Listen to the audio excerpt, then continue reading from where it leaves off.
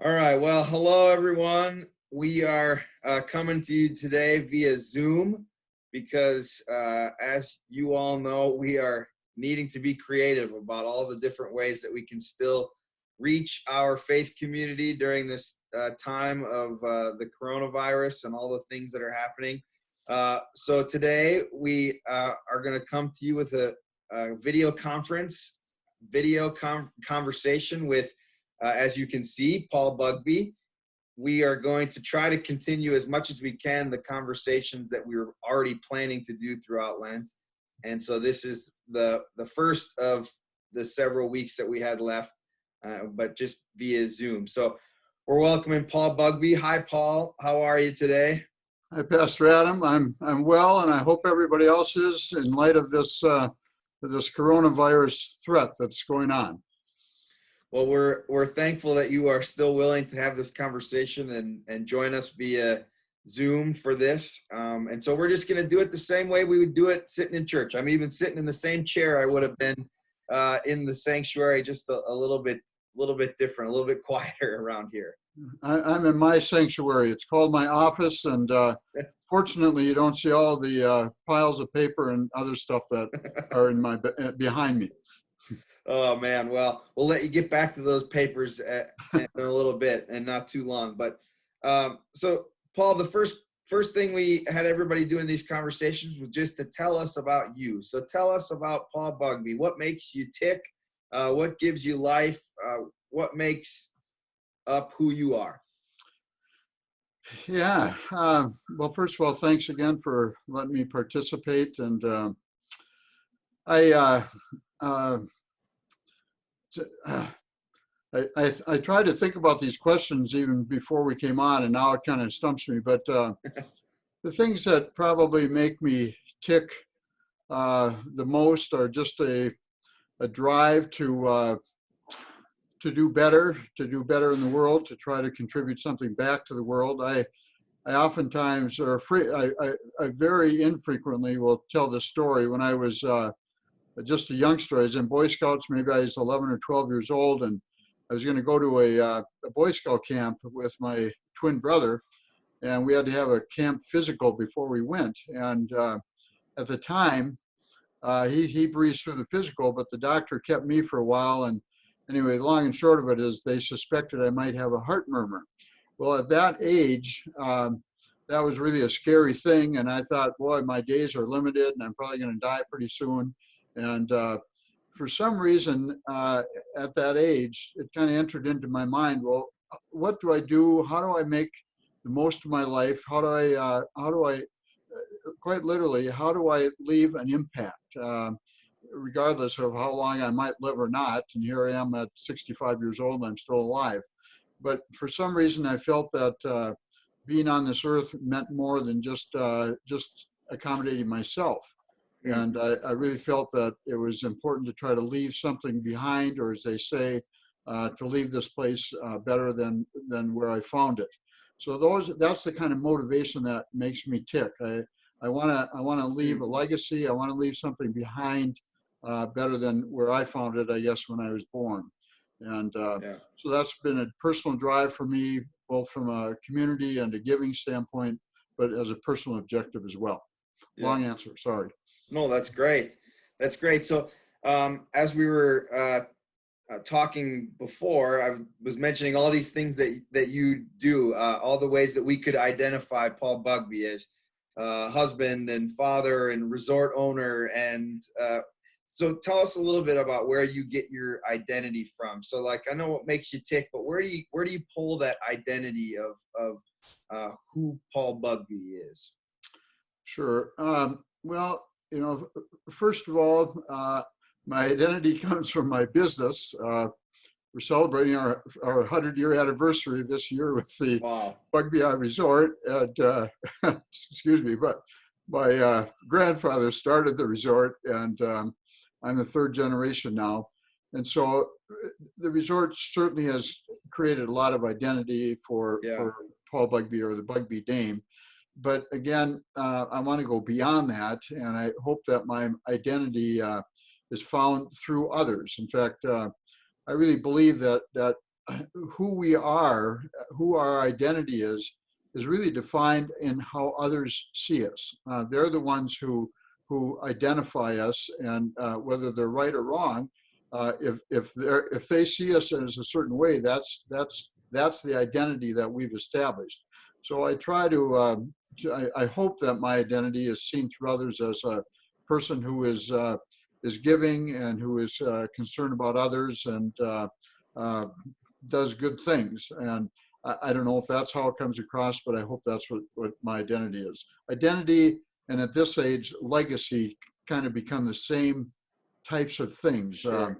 What will my legacy be when I'm no longer here? What will people know me as or remember me as? And Sure. again, I hope it's bottom line. I hope it's that is a good person. Good. So you talked about your business and what an amazing milestone that's coming up, the 100 years. That's amazing. When people ask you what you do for a living, what kind of feelings does that bring up into you? Does it give you any anxiety, or is it something or is it an easy question to answer? Is it?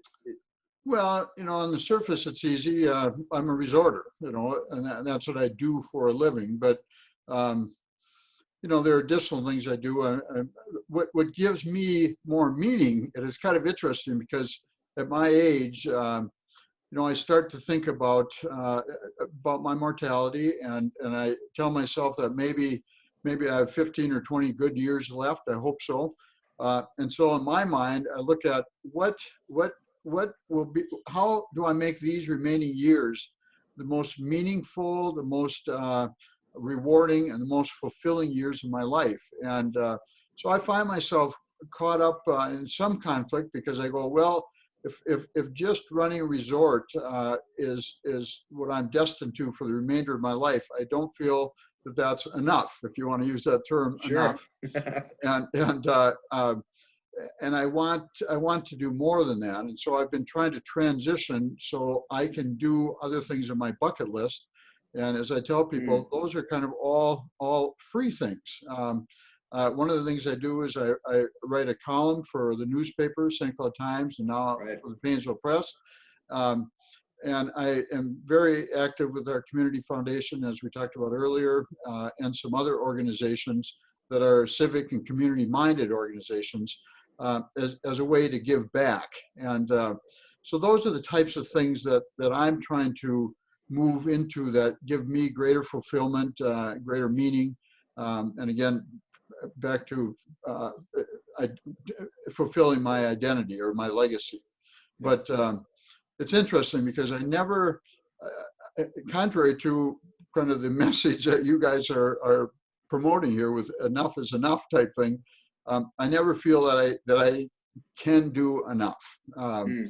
And it's interesting because I don't disagree that outside pursuits or activities can interfere with our religion. Certainly we can be pursuing other things and whether in life, whether it's, as you've said it before, whether it's parenting or our jobs or whatever, but I never feel that I can do enough. I never feel I have enough time to do all that I want to do. But on the other hand, I really, and through this series of lessons, I really feel that if you come to terms with your spirituality, it's a lot easier to pursue other endeavors and to pursue greater things, if you will. I think it's important to come to terms with that. And one of the things, I don't mean to keep rambling here, but one of the things you talk about religiosity, and as we've talked in years past, I kind of expand that to spirituality.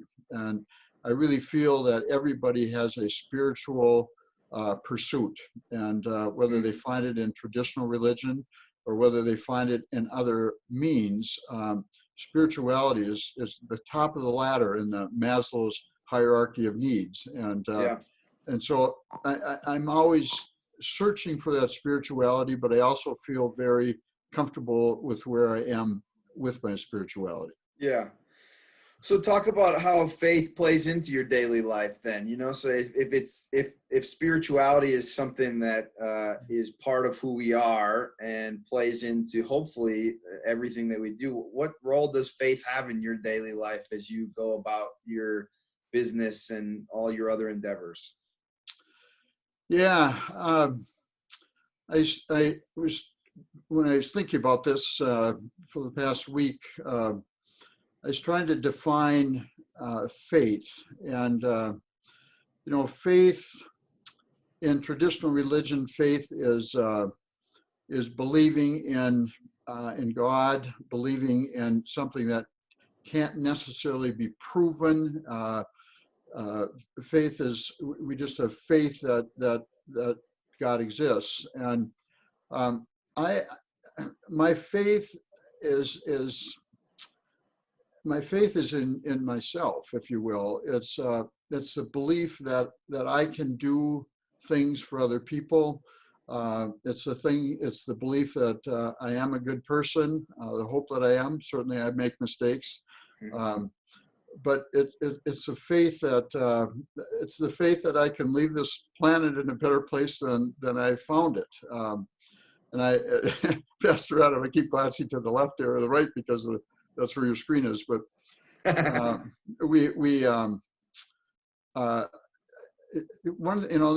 I said this might be a risky interview, and maybe this is, and you could choose what you want to do. But I love Christianity. I love the whole philosophy of Christianity, the philosophy of doing good unto other people, the rules, so to speak, the way, the rules of how to live life. And I don't even look at those as rules. I just look at them as really making a lot of good sense. And I love that about Christianity. I love going to church. I love the messages that you guys give us. I love things that make me think and explore my own faith in those ways and explore my own spirituality in those ways. I'm one who, traditional religion will tell us that we need to believe in, and on our confession of faith says that we need to believe in a higher being.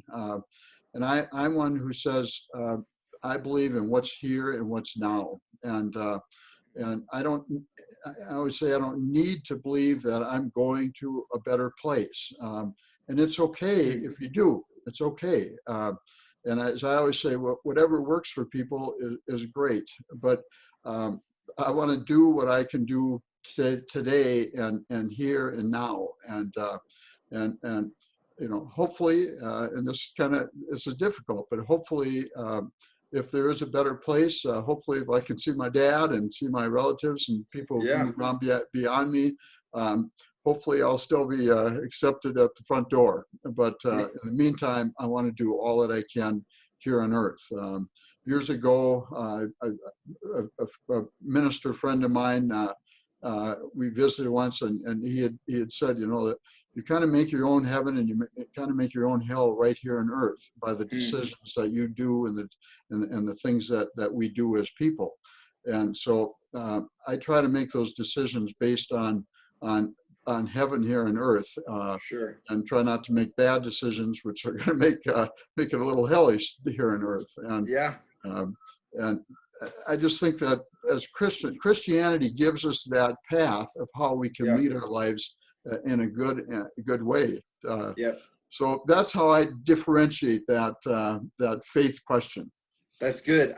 I'm going to return to a little bit of that thought at near the end of this conversation, because I think it's important. I think there's an important distinction in there.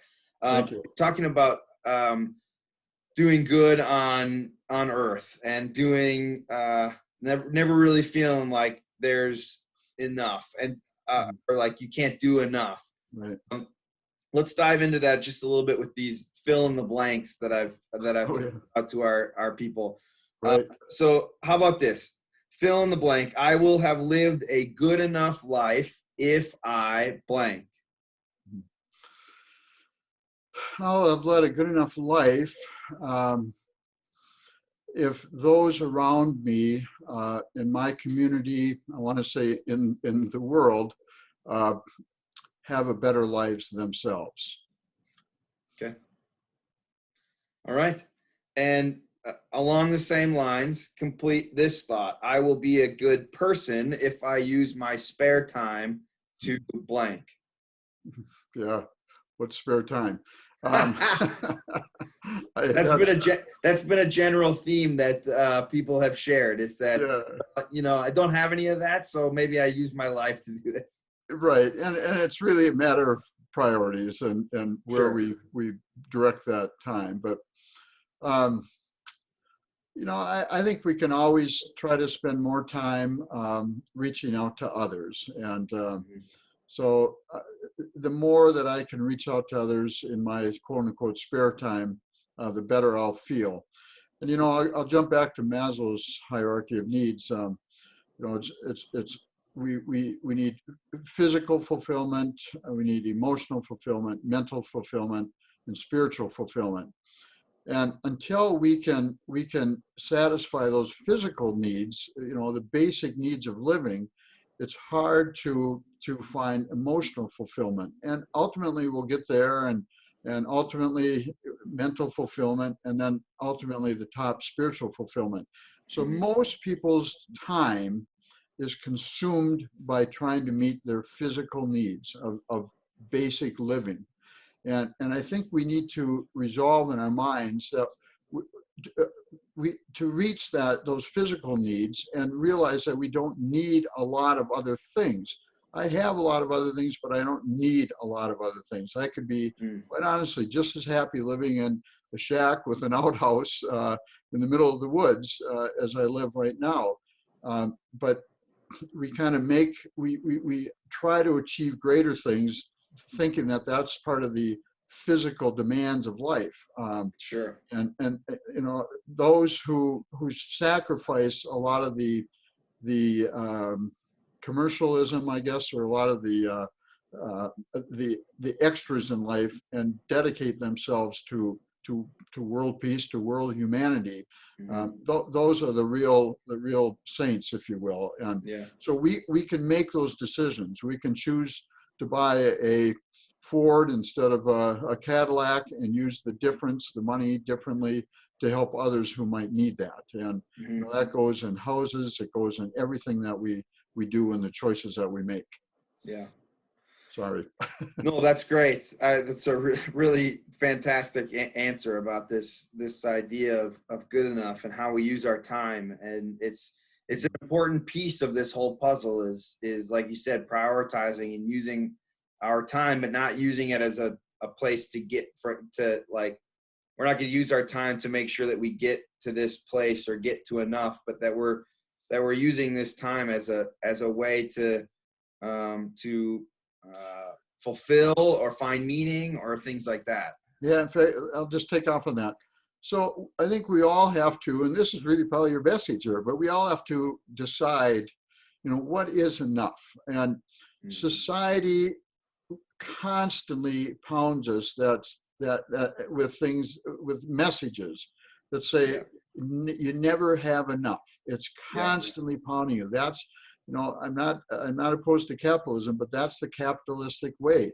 That's the American way. The American way is borrow all that you can, buy all that you can, because you always want to have more. Yeah.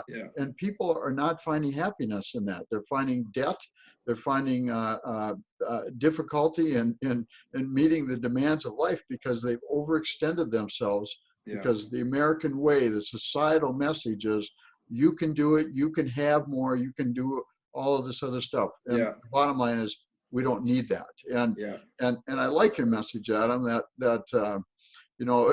it's probably enough just to have faith, and to believe, in my case, to believe in yourself, and Sure. to believe in a higher power, to believe in a God, and be comfortable with that. And Yeah. I think that you'll find that people will find greater peace within themselves. Yeah. Well, and that's this message behind. So hopefully I can connect this thought that you had about Christianity and how we kind of let it function in our lives. because I think you're getting at this idea that we've repeated over and over, which is nothing that needs to be done hasn't already been done. And so often we look at Christianity as this thing we need to do in order to get to a place down the road, right? So we think about it as like, well, there's this heaven, and we got to make sure we do these things in our life to get there. And the message of Christianity, of grace, if we're really wanting to embrace this idea of grace, is the fact that nothing that needs to be done, i.e. salvation, reconciliation, righteousness, grace, love, that's already been taken care of. That part is done. And so nothing that needs to be done hasn't already been done.